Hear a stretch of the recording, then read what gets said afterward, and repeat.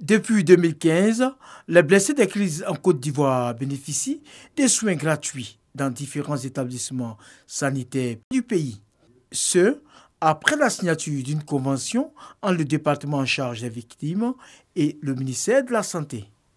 Le processus, ayant connu un flottement après la formation du gouvernement en avril 2021, reprend de plus belle. Le ministère de la Solidarité et de la lutte contre la pauvreté et les différents établissements de santé intervenant dans la prise en charge viennent de renouveler cette collaboration. Les victimes, quand elles arrivent dans nos hôpitaux, elles sont munies d'un bon de prise en charge. Et avec ce bon-là, elles rentrent dans nos hôpitaux et elles sont prises en charge. Ça veut dire que si, du temps déjà de la cône arrive, c'est des listes qui sont déjà établies. Donc, on sait déjà ce qu'ils ont, ces blessés. Au début de l'opération en août 2015, la phase pilote avait permis à 1000 victimes de bénéficier des soins gratuits. Aujourd'hui, ce sont plus de 4000 blessés qui sont concernés.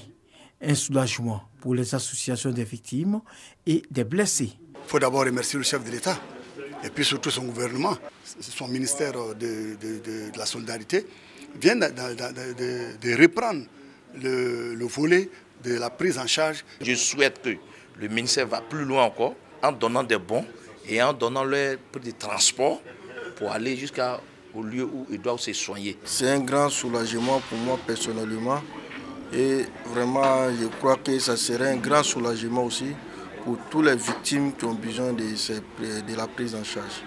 La réussite de l'opération passe par la mobilisation et l'implication de plusieurs structures spécialisées. La ministre Miss Belmondo, à travers ce renouvellement de cette convention, réitère la volonté du chef de l'État de soulager toutes les victimes des crises ivoiriennes. La réparation des préjudices dans le cas des crises qui ont secoué notre pays est un des signes forts de l'engagement du gouvernement et pour le président Alassane Ouattara dans le processus de sortie de crise. C'est l'une des conditions à la consolidation de la paix et à la restauration du tissu social.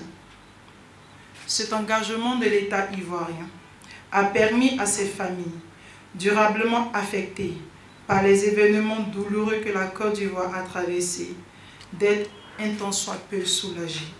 Miss Belmondo a rassuré qu'aucun blessé des crises en Côte d'Ivoire ne sera laissé pour compte et a insisté sur la gratuité des soins dans les établissements réquisitionnés pour la circonstance.